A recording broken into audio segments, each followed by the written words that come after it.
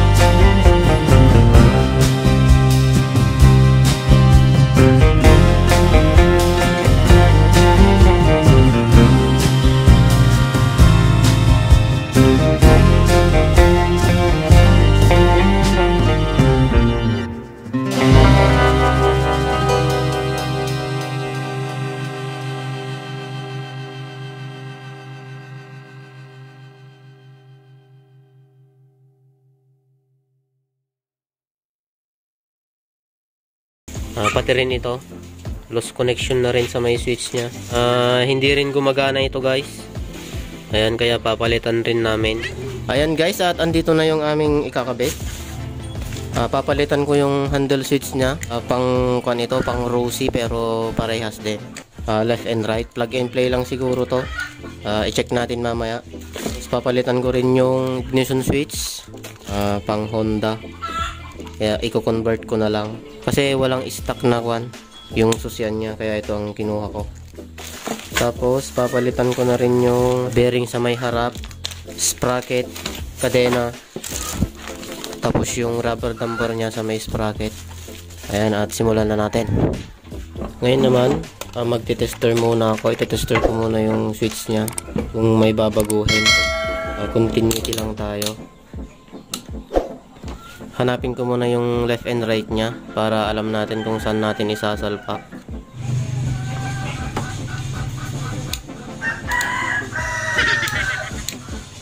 Ayun siya guys. Yung kaliwa niya kulay orange. Ang hirap kasi.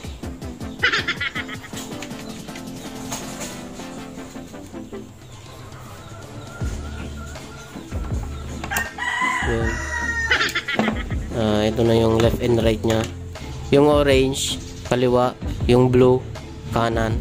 At talagang babaguhin natin tong socket nya para plug and play din dun sa may stock nya guys. Ayan, at tatanggalin ko muna lahat.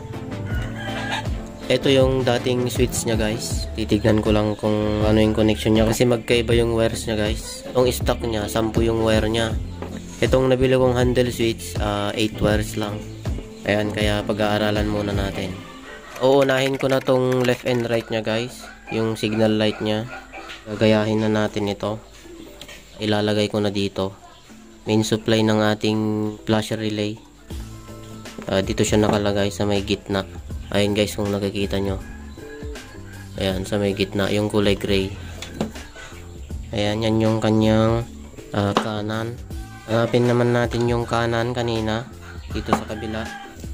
Ito naman yung bago guys. Hanapin natin yung kanan niya. Ilagay lang natin yung isang tester natin sa may main supply ng flasher natin. Continuity lang tayo guys para malaman natin kung asaan yung mga connection niya.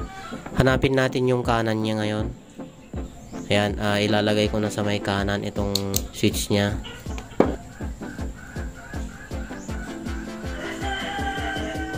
Ayan, ito siya guys, blue. Ayan, tester natin lahat. Iisa lang yung gagalaw dyan guys. Ayan. Yung kanan natin kulay blue. Sundan lang natin yung socket ng luma. Ayan, ito siya. Ito yung kanan niya kanina. Parehas din pala ang kulay. Ayan, susundan lang natin. Dito naman tayo sa luma. Hanapin ulit natin yung kaliwa. Para madali, i-switch naman natin ito sa may kaliwa. Ayan. Ayan, at ito naman yung kaliwa guys. Katabi rin ng gray. Ayan, magbe-base lang tayo doon. Hindi tayo magbe-base sa kulay guys. Nagbe-base lang ako sa may pattern ng socket natin. Tapos ang hanapin natin ulit yung kaliwa. Switch natin sa kaliwa. Hanapin natin ulit yung kaliwa. Sigurado ko guys to orange. Salpak lang natin. Nakabit ko na yung flasher nya guys. Ite-testing ko ulit para makita nyo. Ayan, sa gitna lang tayo sa kulay gray yung isa. Tapos itong isa naman sa kabila. Ayan, hanapin natin. Yan. Yung gumagalaw guys yung tester natin. Tapos sa kabila naman kanan. Ayan. Yan, okay na yan guys. Tapos hanapin natin yung momentary switch, yung ating busina. Ayan. Ulitin ko lang guys, continuity lang tayo. Tapos pindutin natin yung busina. Ayan. Ito yung kanyang busina guys. Ayan. Pag pinipindot mo yung busina niya, magalaw. Sundan lang natin yung pattern niya. Itong kulay green, ground lang ito. Tapos itong light green, ito yung trigger ng kanyang busina. Subukan natin ito, yung dalawang kulay na kaparehas niya. Ayan guys, at ito naman yung isa. Ito yung bago. Pindutin natin. Ayan. Ayan. Ibig sabihin, ito na yung kanyang busina. Tapos, susundan natin ulit yung pattern ng ating socket. Dito siya sa may ilalim. Magkatabi lang din. Yung ground natin sa gitna. Tapos yung isa, pasensya na guys kung magulo yung video natin. Ayan, at okay na ito. Ang natitira na lang yung high and low natin. Testing natin kung tama natin ulit. Dito tayo sa may main. Yan, ito yung main nya guys. Ayan, gumagalaw na yung kanyang low. Automatic naka-low na yan guys. Ayan, naka-low siya. Tapos lalagay ko sa high. High is kulay blue. Ayan. Ayan guys. At kailangan natin ng ground mamaya. Kukuha na lang tayo sa iba. Ang binago ko lang dito guys, yung mga position niya lang kasi hindi sila parehas. Ayan guys, at pwede na natin kabit itong isa. Ayan, ayusin na lang natin mamaya. Kasi ite-testing pa natin yan. Ayan guys, at andito na tayo. Isasalpak lang natin. Ayan.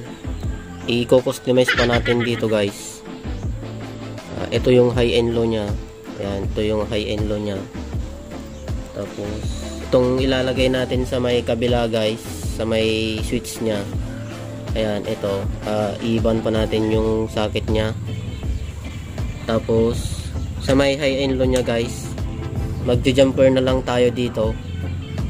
Ayan, pag nag-high ka, iilaw sa may panel mo. Ayan, kasi kulang na yung wire nito eh. Kaya kukuha tayo dito. Magja-jumper na lang tayo mamaya. Ayan, at dito naman tayo sa may right switch. Check muna natin yung connection din niya kasi magkaiba rin ang position ng wires. Unahin muna natin tong hazard niya. Kulay gray lang yan. I-switch natin sa hazard. Itong tatlo na tong magkakasama guys. Ibig sabihin, ayun na yung hazard niya. Sa kabila naman, hanapin natin yung hazard niya. Tignan natin yung position niya kung parehas. Hindi sila parehas. Block ata guys. Try natin. Switch muna natin sa may hazard. Ayan. Kaya hindi na natin iibahin yung wire nya. Ayan siya. Kahit magkabaliktad ito guys kasi hazard naman ito.